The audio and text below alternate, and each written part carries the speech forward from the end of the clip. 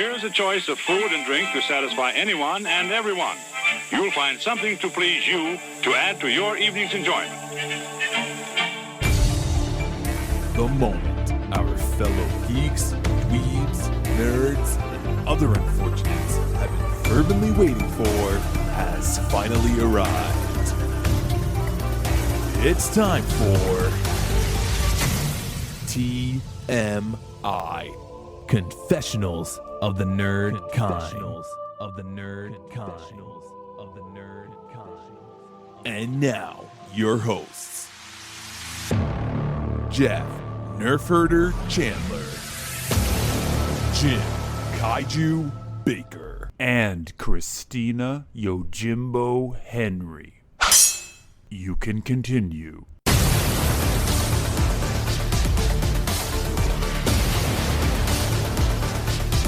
And now, let's get on with the show. Here is TMI.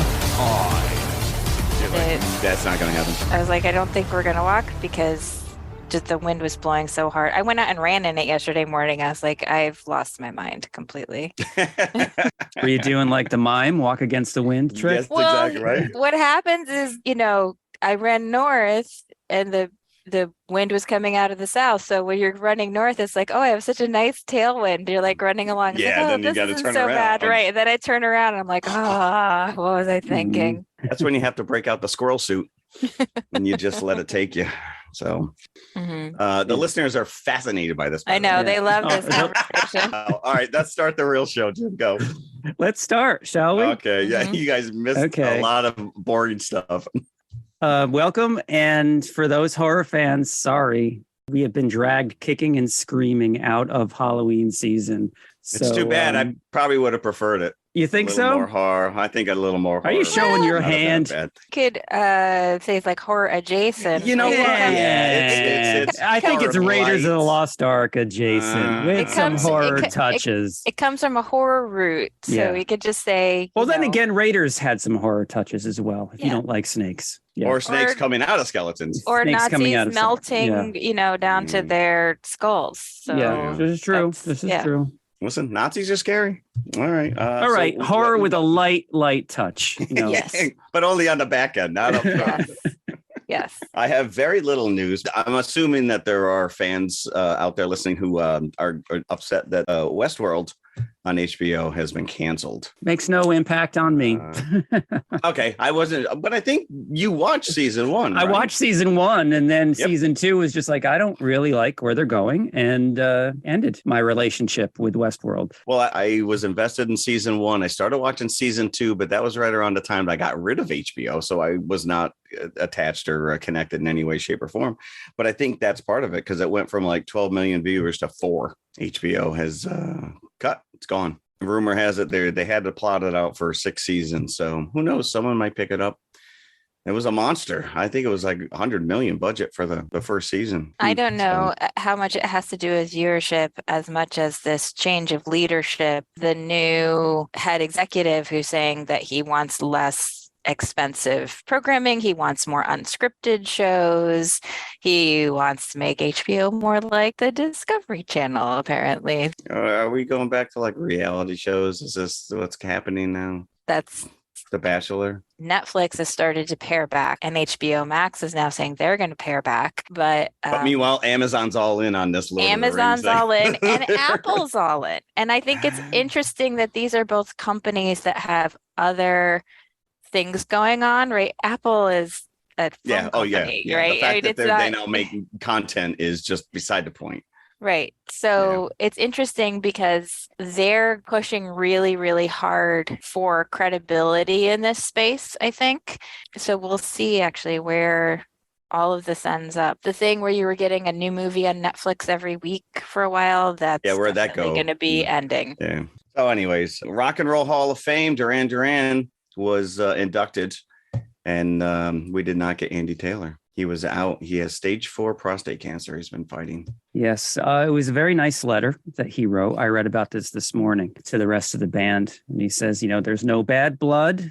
that they are his brothers, and the only reason he wasn't there was because of his health issues. Otherwise, he would have been there. Yeah, I think we just send him the best. Wish him well. Yeah. Yep. Mhm. All right, what are we talking about? Jim already mentioned Black Adam, and I think The Mummy was mentioned. So The 1999 Brendan Fraser starring The Mummy. But let's start with Black Adam. Now, we're a couple of weeks behind the 8 ball on this because we had to get Halloween out of our systems. There's been a lot of negativity around Black Adam that I've been seeing. My expectations were so low going into this, not only because of that, just because it's a DC property and they haven't really been hitting home runs exactly in the past few years. So I had no expectations. I was just going in to this as a Dwayne Johnson movie, nothing more. And, if anything, I'll have a good time and there'll be some quips and I'll pass 2 hours pleasantly. So that's what I was going into. And I'll have to tell you, I was pleasantly surprised. It's fine. That's what I was saying. Like, it's fine. Yeah. Like, Yeah. people are like out of their minds, like, oh, it's so bad. No, it's fine. It's a rock movie, Yeah, that and nothing more, nothing less. And he's very subdued. He's very undercooked in this. He's Loki. Loki, that's a He's different not Loki. franchise. He's That's Loki. a different franchise. If But there's exactly, anything to be said, it's maybe somebody would be missing those, rockisms, those Dwayne Johnsonisms, because they're not really there. But I'm glad we didn't get him because, he does tend to play the same character. He's an entity unto himself, and it doesn't matter what role he's playing. There's very few roles where he's kind of expanded beyond just being The Rock. But, when we were talking about Werewolf by Night last week, and Christina was like, it's okay. It's fine. That's exactly what this is, which isn't a good or a bad. It's okay. Fine. Like, it's fine. if you want to go see a fun movie, and you want to put your brain in idle for 2 hours. Yeah. This is fine, could be said for any comic book movie, really. But I saw something before going into this. I manage our Twitter account. Twitter is probably the worst thing to look at in terms of not being swayed one way or the other, or having some kind of predetermined opinion before you see something. Facebook's not much better. Twitter doesn't give you a lot of characters, thankfully, to post your tweets in. So all it really said was Black Adam, even worse than Morbius, the worst comic book movie ever. I don't think so either. I'm going to say right now, if you like Aquaman and you like Shazam, this fits perfectly between those two. It finds that tone. It's not funny. He doesn't have, funny one-line quips. There are some lighthearted moments, but it does take itself a little seriously. I think the humor comes from the other characters, not him. It does. Yeah. I think it's pretty funny when the kid is trying to tell him like his catchphrase and, yes, and he's like, oh, catchphrase first, kill after, right? It's cute, like I said, it's nothing like you're necessarily going to go back to over and over again. But I didn't hate myself for spending the money on the ticket. Honestly, the box office is really good. People are going to see this movie. I did not see it until Thursday, like literally 3 days ago. And I probably had 50 people in my theater. Yeah. For a 7:00 showing for a movie that's been out for a couple of weeks now. So shall we get into it? Just basically, I'm such a DC newbie.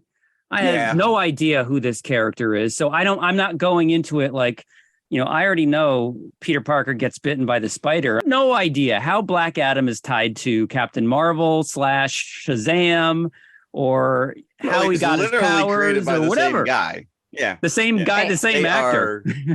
Or they are tied, like to the point where that's his Achilles heel, is saying the word Shazam. Right, I'm like, just put these two into a room together. He's like, oh, Shazam. Oh, damn it. Fight's over. At least you don't have to make him say Mixelplix or whatever backwards. Right. See, you do know some DC. Yeah. Is that from like superheroes? That's from Super Friends. That's from Super Friends. Yeah. I think that people, and it is a goofy name, Shazam, right? The power of Shazam. You have to remember that this was, created almost 100 years ago, these characters. But the thing is the power of Shazam is enormous. It's literally in the Kingdom Come comics, Captain Marvel is the person they set against Superman, because the power of Shazam is actually stronger than Superman. Okay, this is an incredible power. It's goofy. It's a goofy name for a thing, but people aren't aware of it if they've never read the comics. And the fact that these characters, well, Black Adam notwithstanding, but definitely in the Shazam franchise, it's like William Catt in Greatest American Hero. These people don't know what to do with this power. Just as a side note, I don't want to get like too off on like Billy Batson, but like the whole thing about Billy Batson was that he was a child, you know, and he's a child in this huge body with this power and this responsibility. So, you know, that's like a conflict that sort of developed in the comics, you know, the contrast between being a kid and then having this huge power. Which would not be very much unlike me getting into the body of Shazam. Right. Yeah. I mean, I'm assuming we all saw the trailer for the sequel. Yeah, and it just looks very They're just playing it goofy. Just more him not knowing what to do with this power. Now his whole family has superpowers.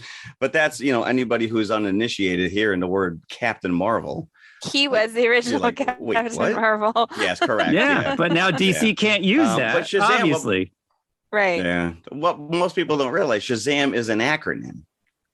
Those letters all stand for the power of the different gods that they tap into. And Shazam's, Captain Marvel's powers come from different heroes or gods than what Black Adam or Teth Adam, as we're known throughout this entire movie. They never once speak Black Adam until the end credit. And they don't even speak it. They just cut to the title.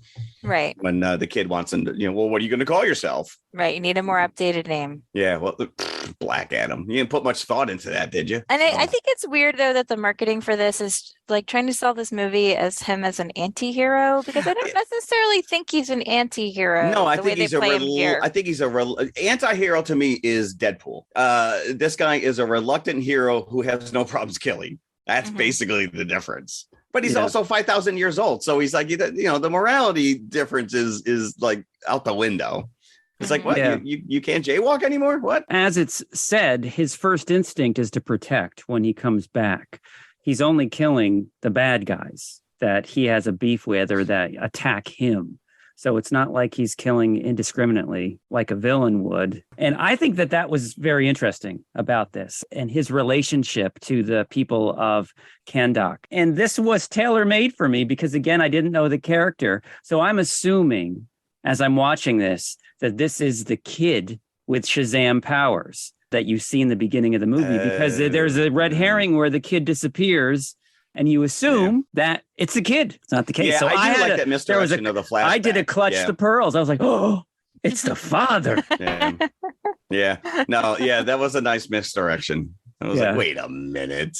That's why he's staring at the statue. He doesn't have a huge ego. Yeah. It's his son he's staring at. I just want to say, though, there were two things I didn't like. I thought they made Hawkman kind of a jerk, which annoys me. But I enjoyed it. And I'm not familiar with the Justice Society of America. And why is it America? Can't they be Justice Society of the world? But I did like that, but there's a point where it becomes their movie and not Black Adam's movie. At the midway point, you've got your reluctant Black Adam hero encapsulated by the government and the bad guy's in a body bag and he starts glowing red. And I'm like, I would have been happy if they just cut the black right there. Boom, set up a sequel. But no, we had to go another 40 minutes. Yeah, it was long. It could, just like most of these movies, could have used a good 30 minutes cut out of it because some of the fighting seemed to go on and on and on and on, some of those set pieces. But some of that stuff is nice. I mean, as a superhero movie, you know, you're conditioned to want to see that stuff. And when he's fighting the helicopters, a lot of wire work. This guy must have been just hanging around on set for hours on end, hanging off the rafters. But you get the James Gunn heavy metal song and the slow motion action sequences.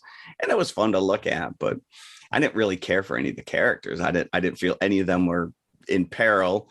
And it was dangled pretty early on that Dr. Fate, who was one of the better characters I liked, and Hawkman had a really nice relationship. You mean Colonel Sanders? Dr. Fate. Why? Because he had a white goatee. A white goatee. He was very the kid. The First Atom of all, Smasher was literally eating a bucket of fried chicken, so maybe he did get it from Colonel maybe. Sanders. I don't know. I think that there was probably a running joke on set that that maybe some Kentucky Fried Pierce Chicken was Brosnan brought to Pierce Brosnan. Yeah.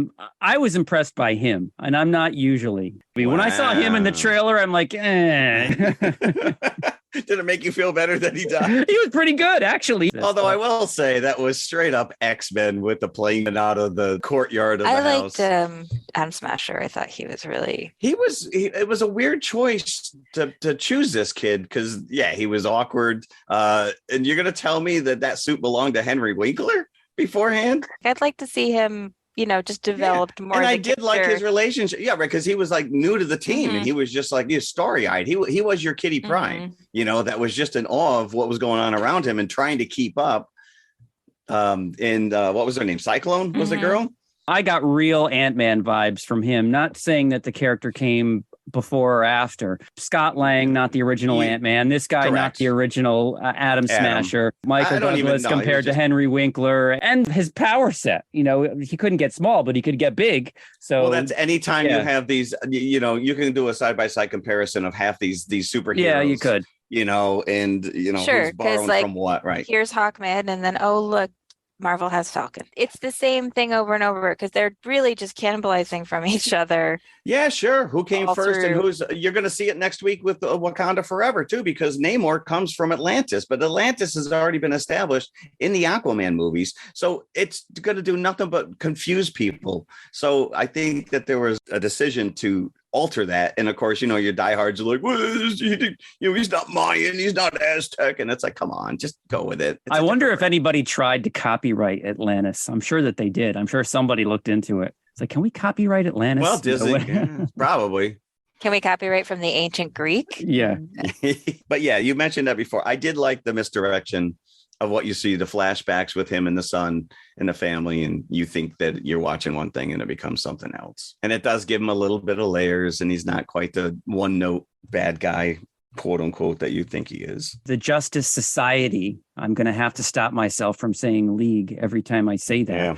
The Justice Society and Black Adam are at odds through most of the movie until they find they have a common enemy. The ending of any good guy versus good guy movie, right? Kong versus Godzilla. I was gonna say, right? Point. Yeah. We got to fight, and then we got to come in. We got to group together. We got to stick together. In this case, it's the character Ishmael turning demon. I did enjoy the end battle between first the Justice Society and this demon character, and then I just find DC villains so like they're all one note. Like they're all the exact same character, basically. Yeah, it didn't seem that different than who you saw, and I don't even remember their names in Justice League. Or Wonder Woman, for that matter. True.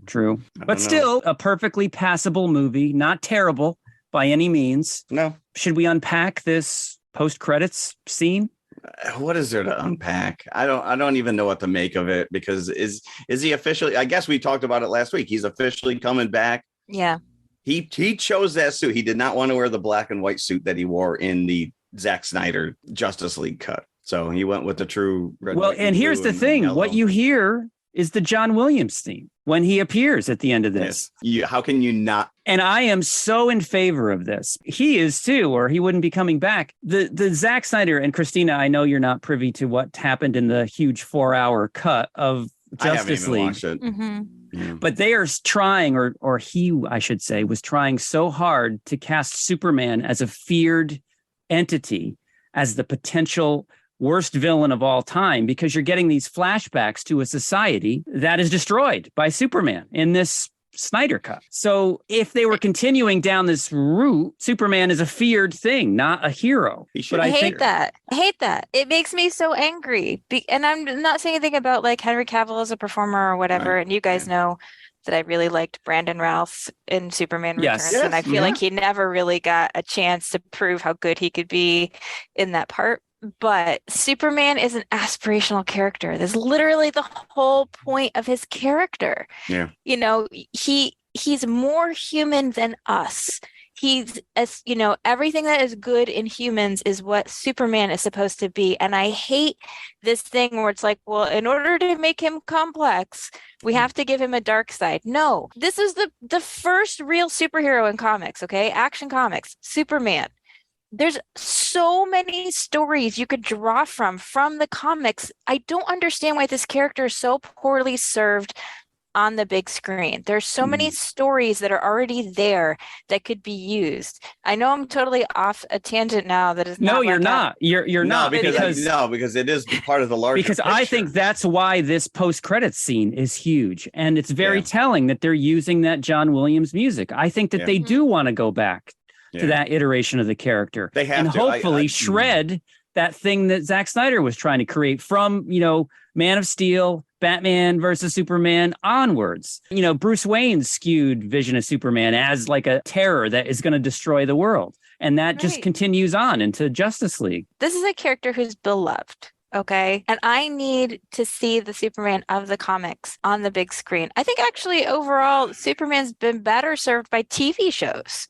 When Superman's appeared on Superman animated various TV, well, don't even get me started. You know that I think the animated series are the best for all of these characters.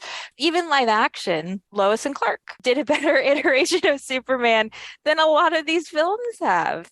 Or Smallville, or the new Superman and Lois series. You see, I don't like that guy because I don't think he is epic enough to be this little pinhead looking guy as Superman. Wow, with a constant 5 o'clock shadow.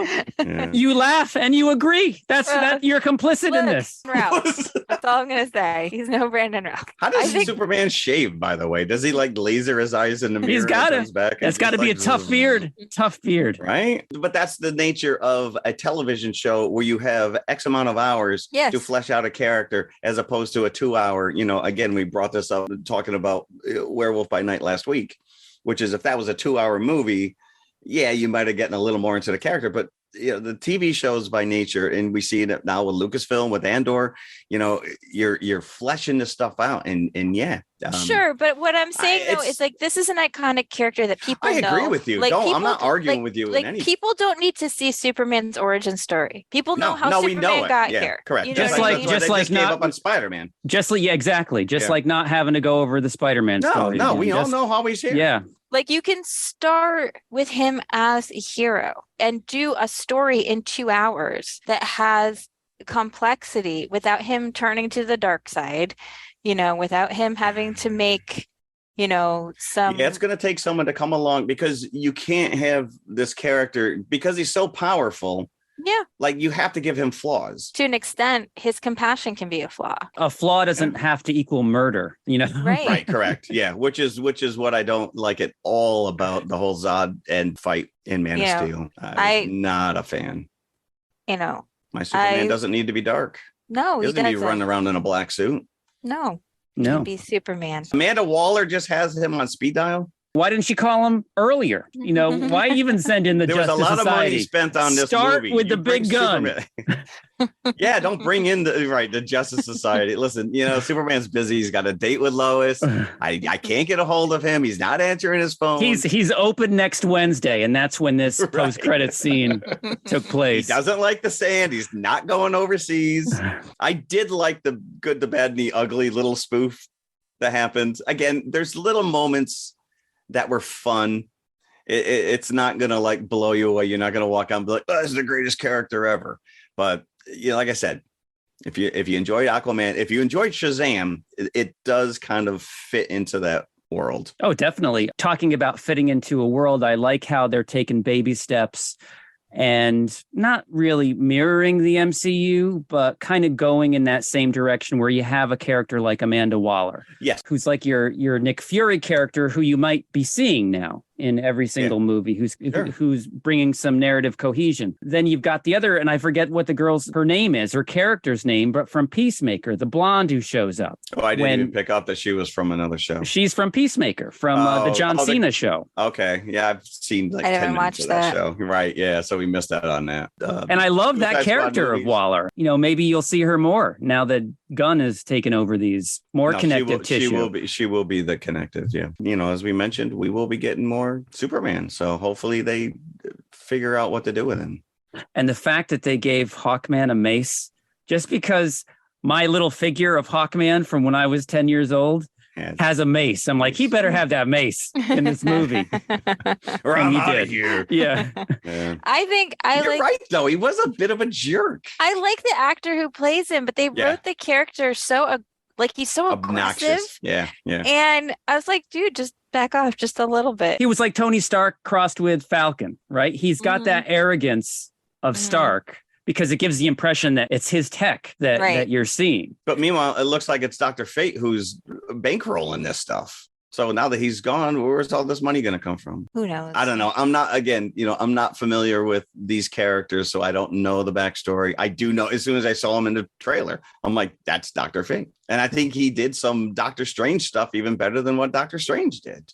Again, you can't have these two characters side by side and not be like, he's just copying that guy or that guy's copying this guy. Dwayne Johnson, The Rock, has gone on record saying his whole reason for doing this is to build to a battle between Black Adam and Superman. Now, originally, Black Adam was to be the villain in the Shazam movie that we already got. Yeah. Because Dwayne Johnson is attached and they wanted to build him up and the character. They decided to take him and put him in his own movie. Now, I really hope that they don't skip over, because you need to have the characters Shazam or Captain Marvel and Black Adam meet. I think that needs to happen before the big, you got to build up to the Superman thing. You can't just have that in your next movie. I think there needs to be a connection with Shazam and that character from those movies. Not only that, you've built up sympathy for this character. So now all of a sudden he's just straight up bad guy and going against Superman. Yeah. Now I got to root for him as a straight up bad guy. Yeah, but what they'll do is they'll have them fight in the first third of the movie. Exactly what Jim mentioned before. Sure. Yeah, they're gonna battle it out, and then there's but it's got to be a really bad guy, like Darkseid. Darkseid, unless you get like Lex Luthor. No, not even Lex Luthor. When he wears the green kryptonite suit. I don't know. I think it would just be goofy. I don't know. But then we already get a Black Adam tease in League of Super Pets. At the end. I wanted to see that. I wanted to see that dog, and I didn't get that dog. Yeah, no, you didn't get the dog. Where is he getting that dog from? But it didn't sound like Superman was challenging him. We should talk. Let's go in on something. That's what it sounded like, rather than I'm going to beat your ass right now. And hopefully that means a change toward a Superman who's more like the Superman of we know. Comics, the Superman who is a hero. You had mentioned before that this is not doing terribly at the box office, and it's not. On a $200 million budget, which is huge, by the way, huge budget on this. It's only been out 2 weeks as of our discussion here. It's already made more than its budget, $262 million. And it's only theatrical. So this is not counting streaming purchases or whatever. So it's going to make back its money. And I'm sure we're going to see Black Adam again in the future, thankfully. Blacker Adam. Critically, it's been pretty hammered, unfortunately, not only by the people just speaking their mind out on the internet, but also in legitimate critic circles as well. The New York Times called it listless. Hits all the expected touchstones of the genre under the guise of a transgressive new anti-hero story.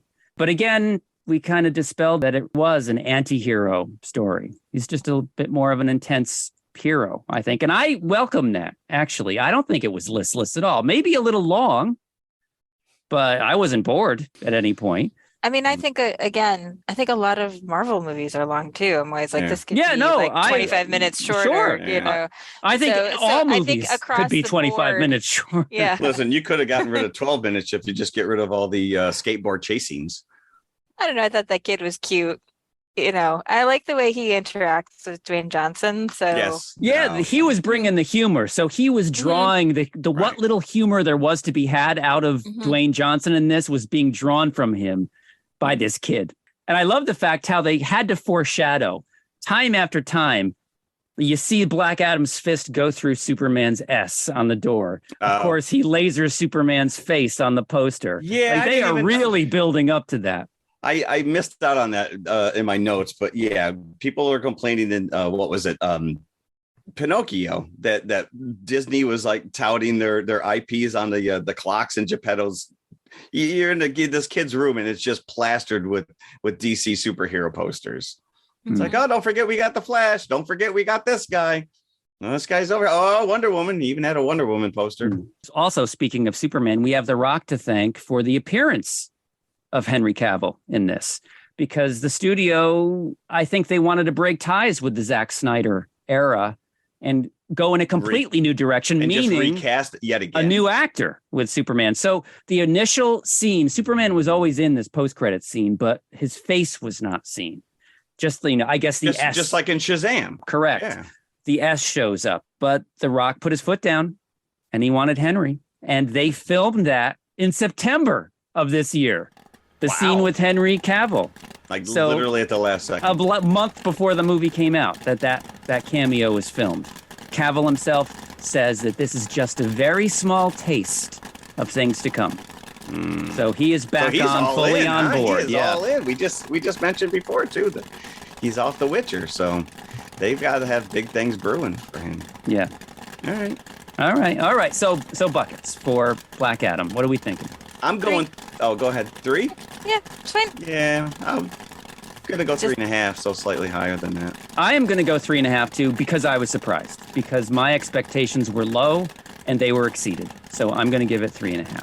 I mean, I don't understand what people think they're going to get from most superhero movies. You know what I mean? Like, there's a formula. The formula is followed. Like, this is true in comics too. Like, there are a few really outstanding comic stories, or storylines that are sort of legendary. But for the most part, the vast majority of comics, like, it's just formulaic, it just follows a pattern that people like. Yeah. And, that's why readers come back to it, because they like that pattern. That's why people come back and watch superhero movies, because they like that pattern, Yeah, well, that's no different than watching Westerns where the good guy wins at the end. Yeah, right. There is a format. If this could come out when we were in high school, when we were kids, we'd be going into school it blew my mind. Yeah. It was amazing. Yeah. We are jaded. We are absolutely jaded that we now live in a world where these movies are dropping. The nerds have won. We have taken over. And all we do is bitch and complain. When we were in high school, we all watched the same Arnold Schwarzenegger movie every year. Yeah. Yeah. It's not like there was anything different really from movie to movie, or the same Sylvester Stallone movie or whatever. Are you implying that Arnold is one noted? We'll save that for another episode.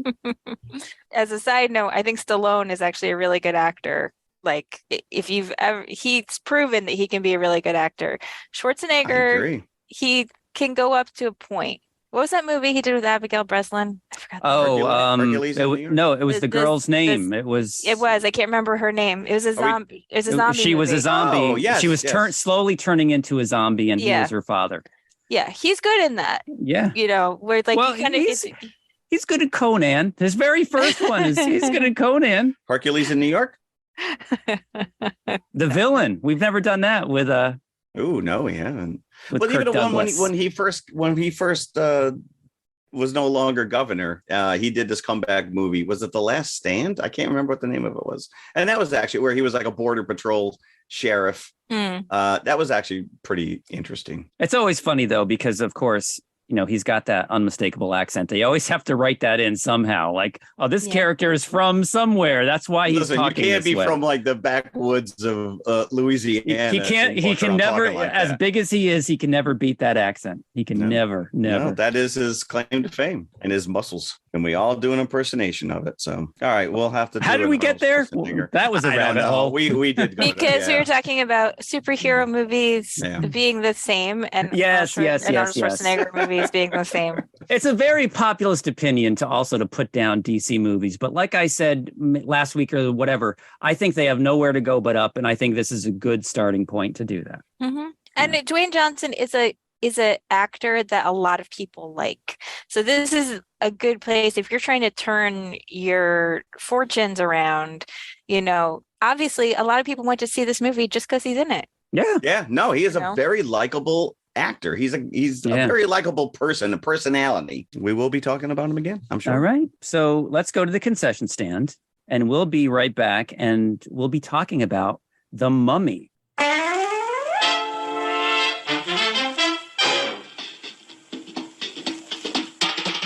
Oh, the time is now, the time is here. Now's the time for a bite of cheer. A tasty life where the price is right. Well, look at here, you'll dig this sight. The moment's handy for a piece of candy. Just name your brand, they're all so grand. Hey, what do you think of a nice cool drink? Or a big box filled with a popcorn thrill? Let your taste buds meet with an ice cream treat. Refresh yourselves, it's time to eat. So come on, folks, let's join the band as we all head for the refreshment stand. Okay, we're back and we are talking about 1999's The Mummy. I'm assuming we all saw this in the theater. Yes. I don't believe I did. Really? No. As I mentioned, this was the first DVD I ever owned, and I still have it. And that was the one that I watched for this. Yep. Do we all remember what the first DVD was that we purchased? That's a good question. Oh, I'd have to think about that. Mine was The Thing, John Carpenter. I only remember that You probably paid $80 for it. I probably did.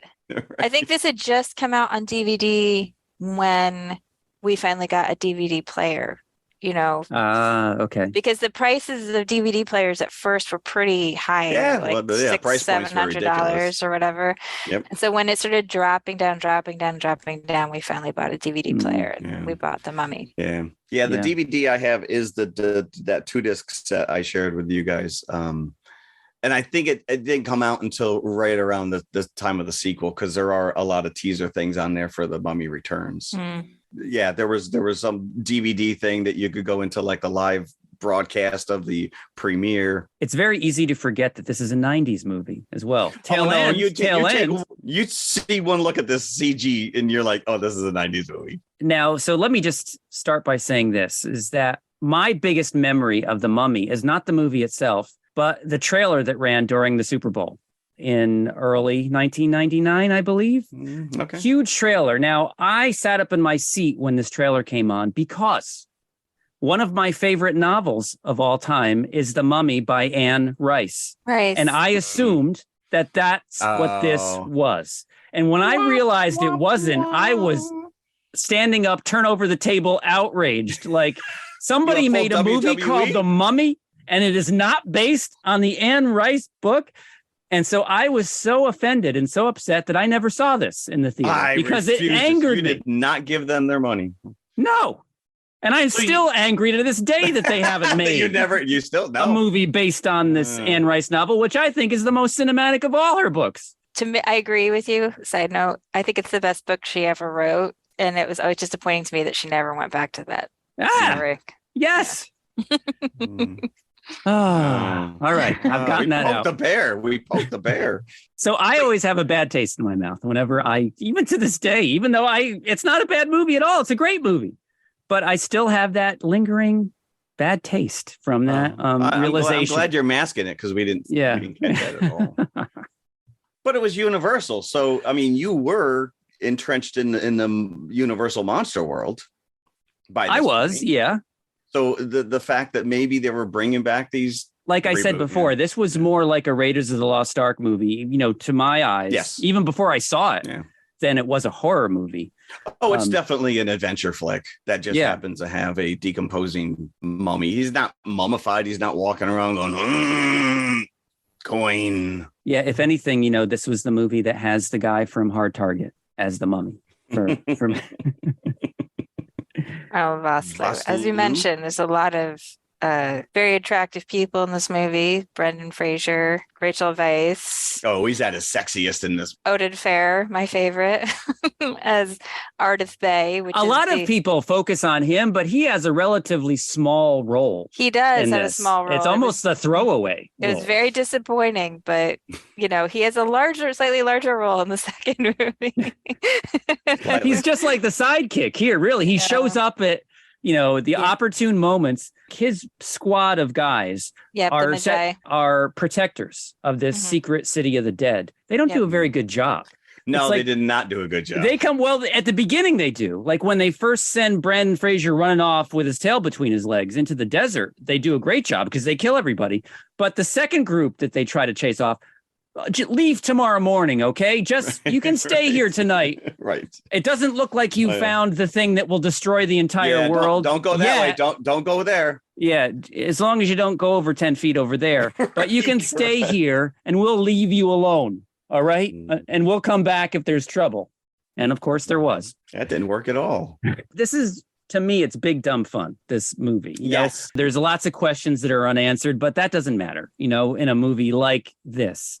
It's along for the ride. It's pretty obvious from the start that you're in fantasy land. Like the history is sketchy to say the least. Even like the elements of Egyptian history that they use, they misuse them. Like the cat, he's afraid of a cat.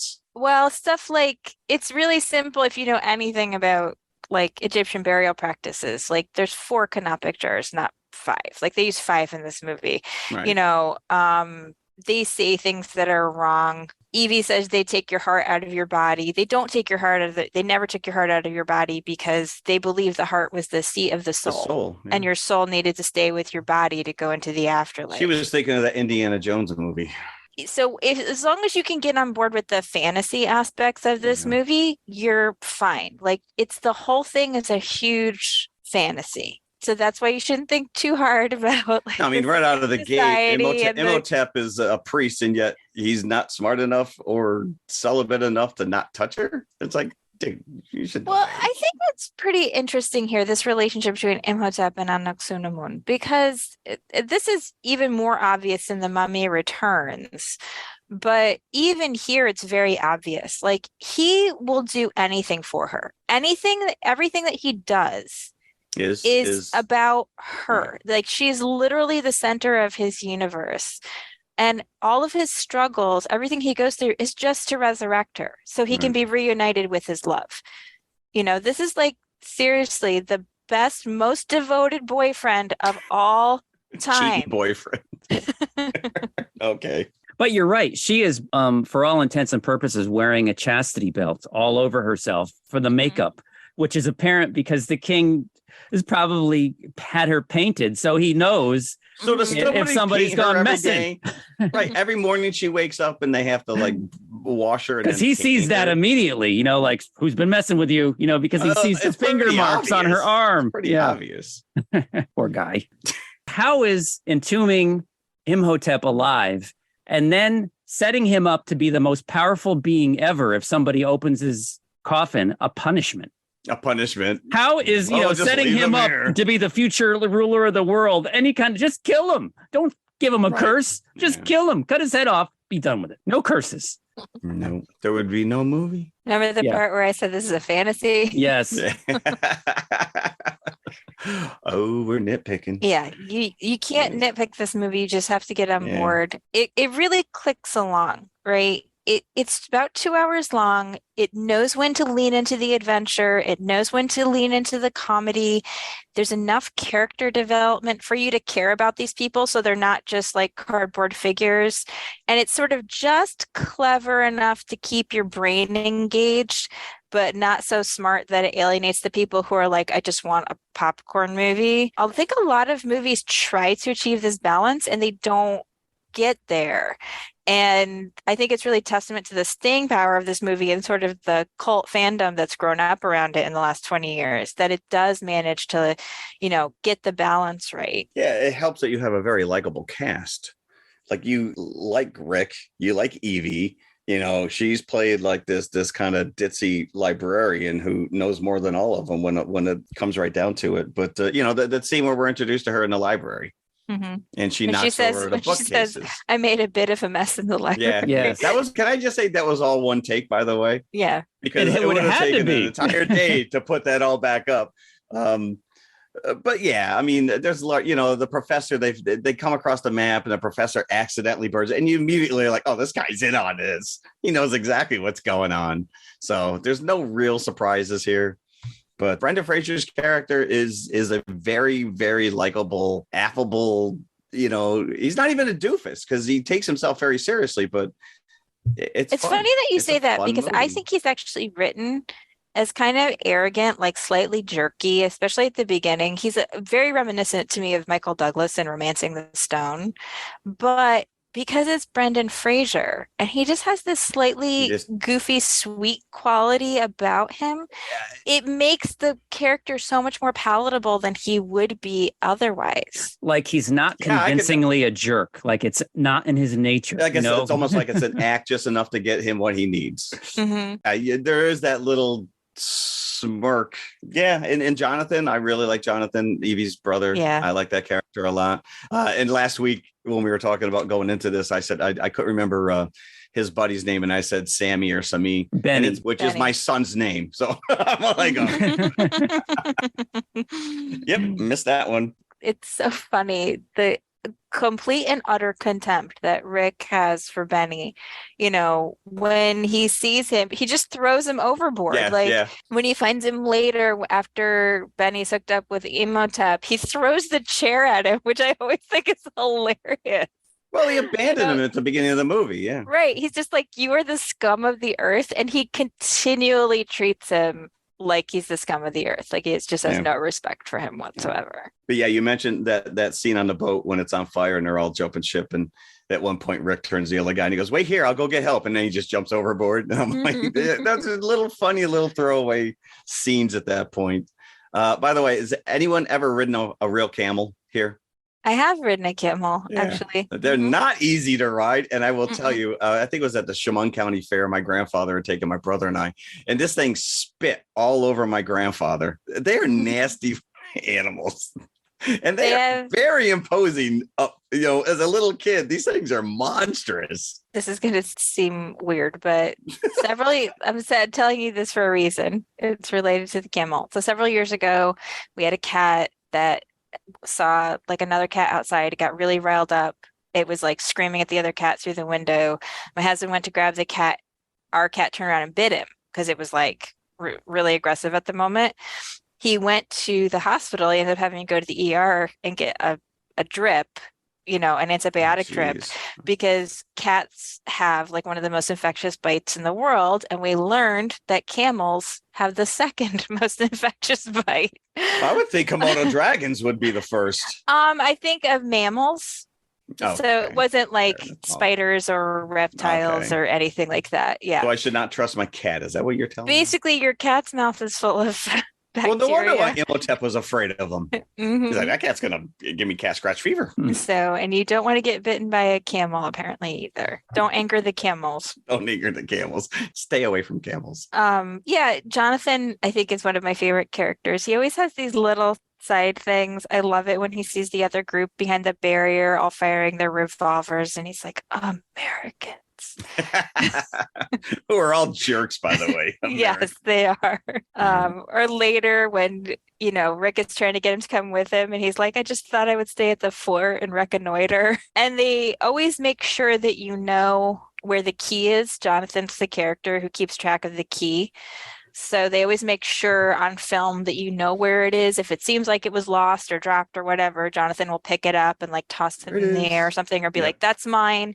They always make sure that you're keeping track of this really important object that is used to open multiple things in this film. Going back to the beginning, when Evie is first introduced to Rick when he's in jail, and he comes out of the cell and he's like in the outside jail part.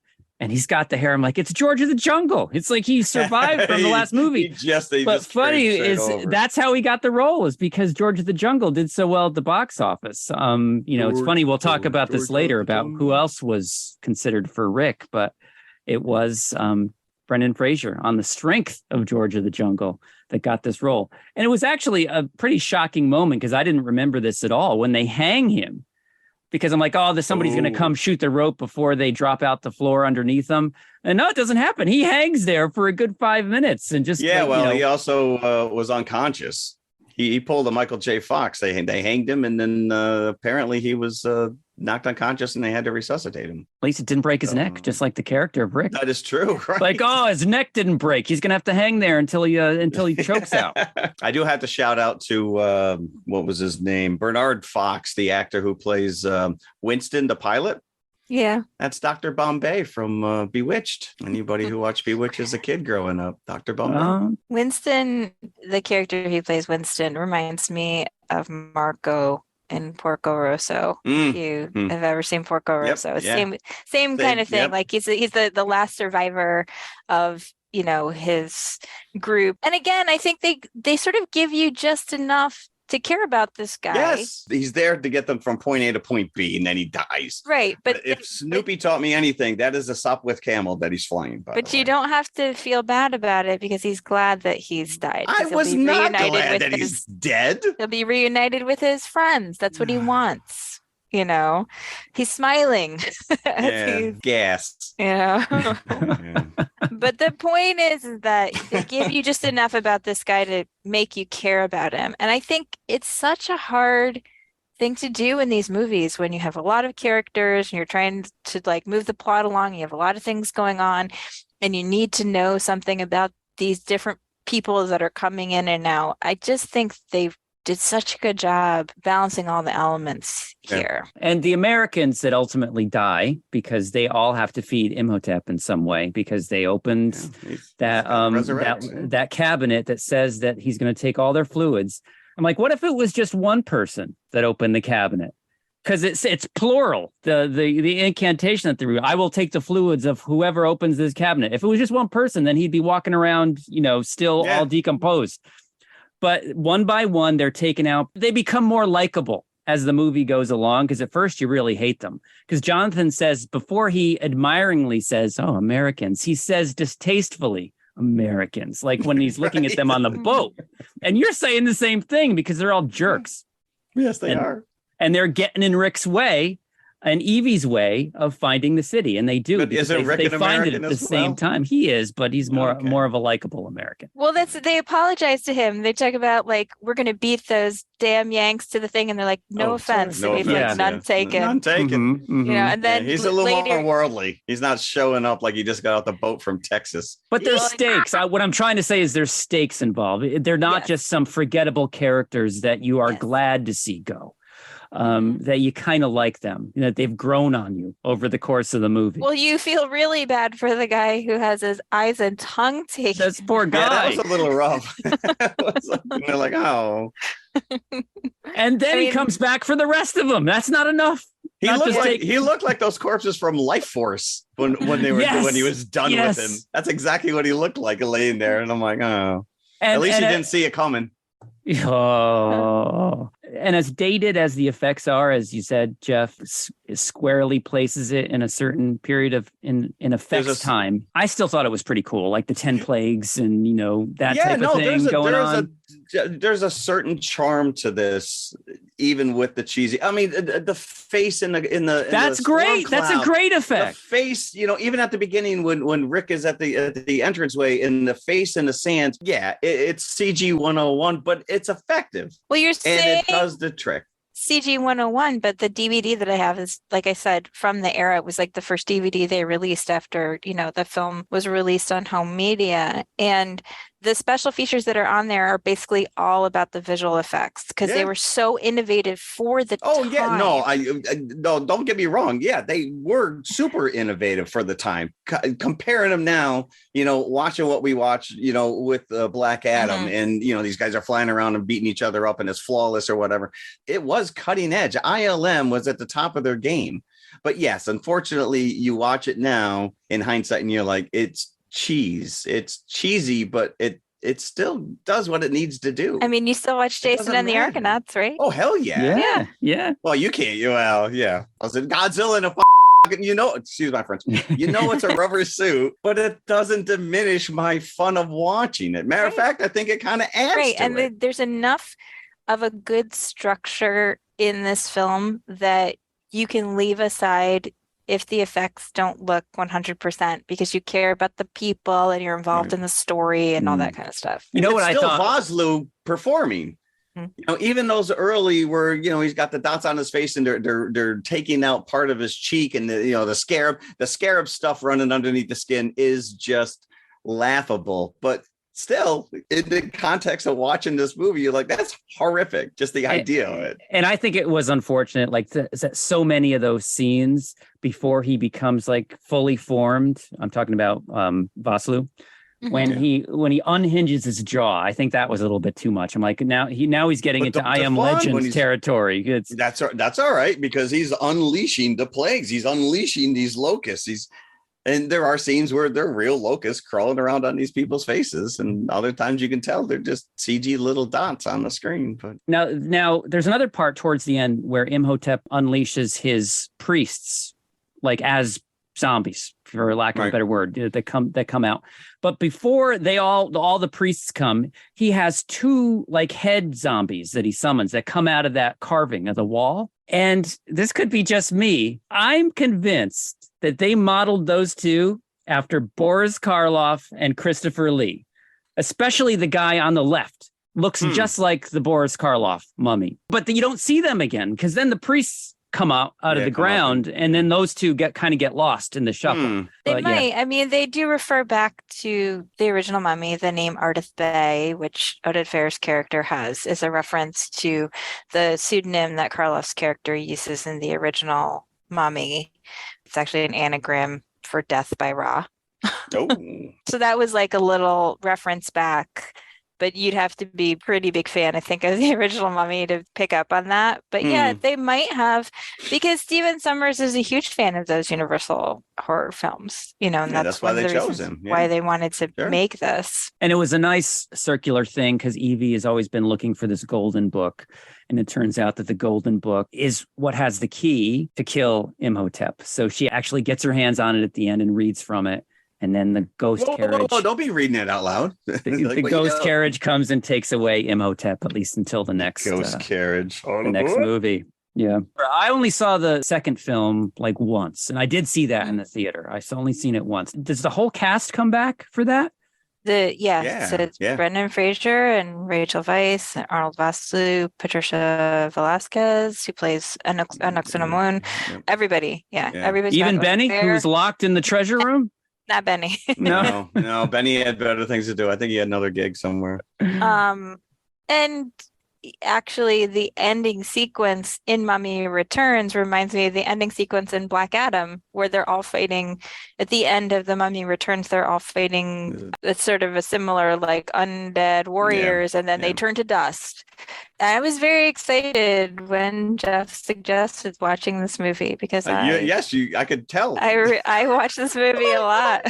No. I think it's very fun. I think it's not the most culturally sensitive movie that was ever made. There's a few things that probably could be improved upon if they made it today, but for like pure fun, I think there's very few films that beat this. I don't think that they had a sequel in mind set up, but realized pretty quickly what they had on their hands. So got to get the crew back. On an $80 million budget, which is admittedly huge, especially for 1999, it made $400 million at the box office. That's huge. 15 million of that was just for the special effects, by the way. I don't doubt it.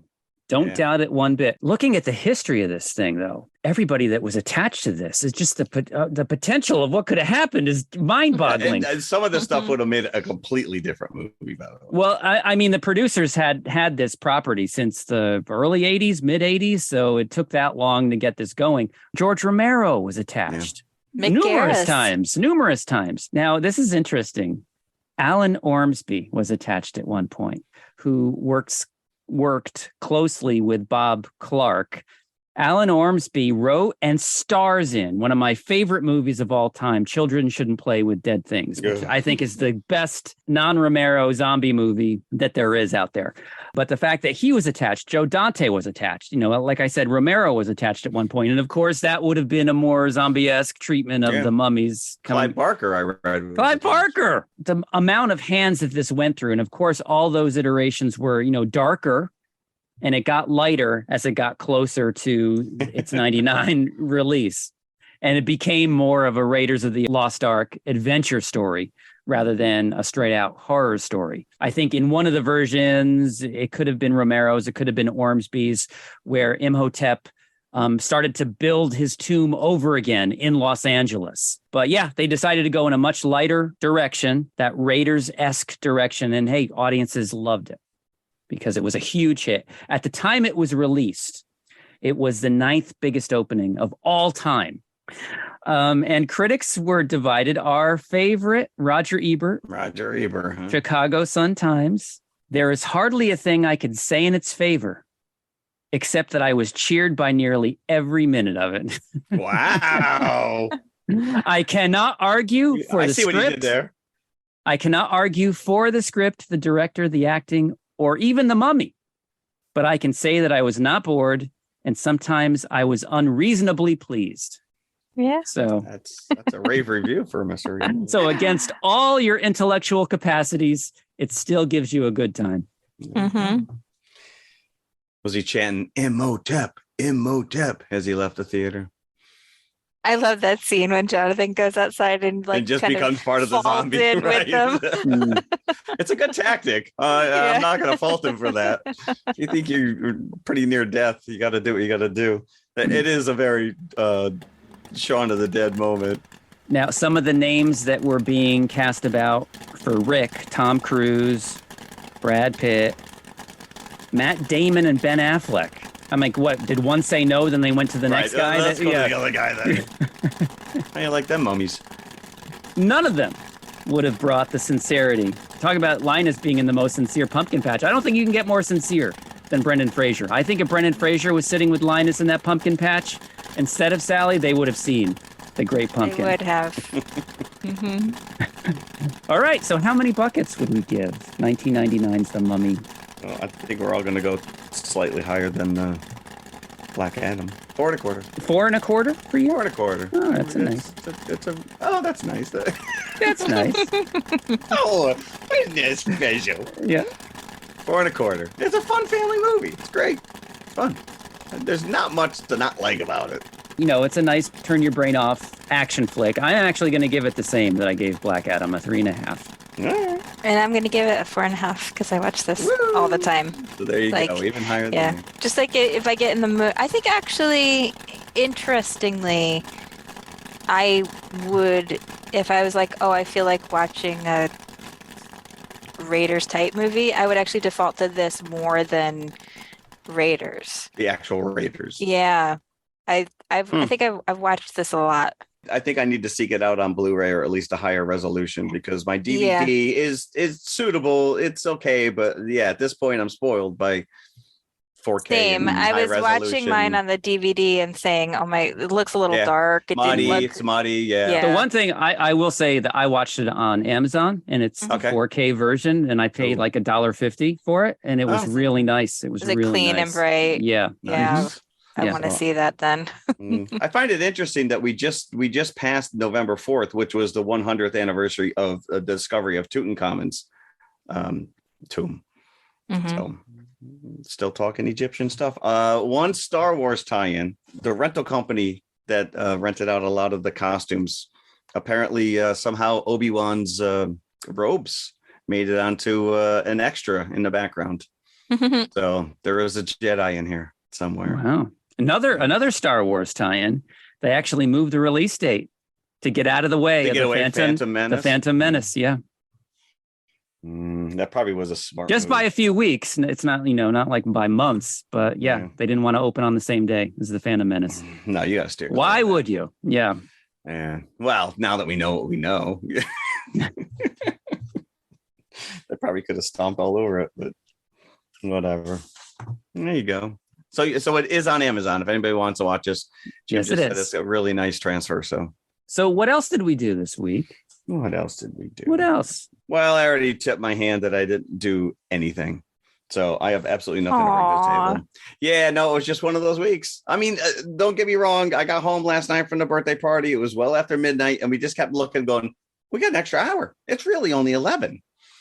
So I caught the tail end of Mel Gibson's The Patriot.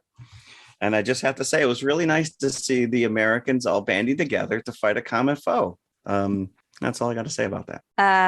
So I went to see One Piece Red. This is Oh, if you are not a One Piece fan, this movie has no interest for you whatsoever. But truly now one of the longest running Japanese manga of all time. The creator Eiichiro Oda keeps threatening to end this series, and I think it's never actually going to happen. My son's going to be calling me when he's 40 going, Mom, did you read the new chapter? But this is, if you're a One Piece fan, this film is canon. It is not just a side quest the way a lot of these anime films tend to be. Eiichiro Oda himself wrote the film, and it is considered canon for the One Piece storyline. It's very good. So I saw a movie called Barbarian, which is, I've heard about it. I almost watched that this week. Did you love it? I've heard such good things. Oh no! Well, no, it was good. Your answer. It was good, but plausibility wise, right out the window. Like you cannot question anything going on in this movie. It is creepy. It is, edge of your seat kind of spooky stuff. But when you actually think about what's happening, it makes no sense. So talk about shutting your brain off and leaving your intellect at the door. I read a review that said it was Fincher in the front and Raimi in the back. Is that Fincher in the front and Raimi in the back? Wow. Yeah, is that fair? Awesome.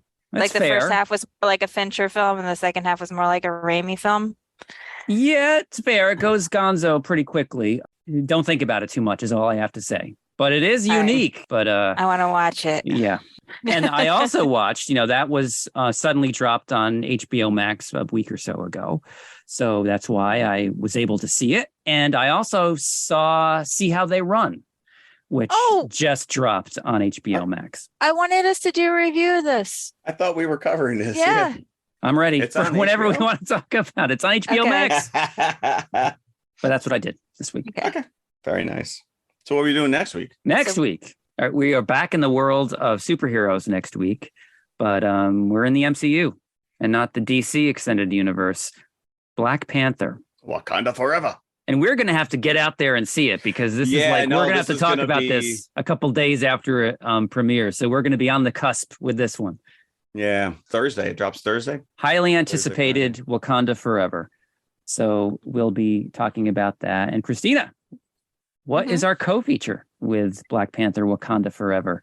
It's a Kenyan film called Supamoto, which is about a young girl who has a terminal illness, who's like a huge Jackie Chan fan, and she dreams of being a superhero. It's on Amazon. If you've never seen this film and you want to watch it before we review it next week, you can, if you have access to Amazon, then you can rent it pretty easily. All right. Uplifting feel-good movie of the year. I think it's 2018, right? 2019. Is it that old? Yeah. Okay. It's new to me. All right. So next week, come back. Thank you, as always, for listening. Yes. Thank you. Always. Thank you. Appreciate it. Bye. Bye. Hey, everybody. If you like what you just heard, be sure to follow TMI Confessionals of the Nerd Kind on Apple Podcasts, iHeartRadio, Spotify, or whatever you listen to your favorite podcasts on. Be sure to hit that subscribe button and then share it with your fellow movie nerd friends. It means the world to us and helps our listenership grow. You can also find us on all of the socials, Instagram and Twitter at TMI_podcast 2018. We're on Facebook and YouTube as well. Just look for the Popcorn Bucket. You can help support this show by visiting our TeePublic page for some TMI branded goodies such as hoodies, t-shirts, mugs, and stickers. tpublic.com/TMI Confessionals, all one word. A 5-star review would be incredibly nice as well. I'm just saying. Thanks again for listening. We truly appreciate you. Be sure to come back next week. We'll save some popcorn for you. And hopefully that means a change toward a Superman who's more like the Superman The of Superman the we know? comics, the Superman who is a hero. And maybe they'll give him some pants in this new suit, too. As opposed to his little... He doesn't have pants built into the suit, Mr. Cavill. Am I mistaken about that? I don't know what you're talking about. Christopher Does he not Reeve. have pants? Think of the Yeah. Superman suit. He's got Yeah, he's got like this it's full body leotards. and he's got shorts over the full body. Yeah. Henry Cavill does not. Oh, he doesn't have the Right. little underwear on the outside. So that's what I mean. Maybe they'll give him pants this time. Okay. I was like, pants. Hope Ma Kent is listening right now, and she's like, "He wants Just to wear his underwear on de-accentuate the outside. I'll bulge, give you him know. underwear." Just that's Is that all what I you're drawn need. to? You Yeah. don't think it accentuates He the is Superman. Oh my! Oh my! Oh my! I don't need my right. Superman, breaking into Baryshnikov or Sting yoga moves, but that's here. This feels like a conversation from Mallrats. And on that note,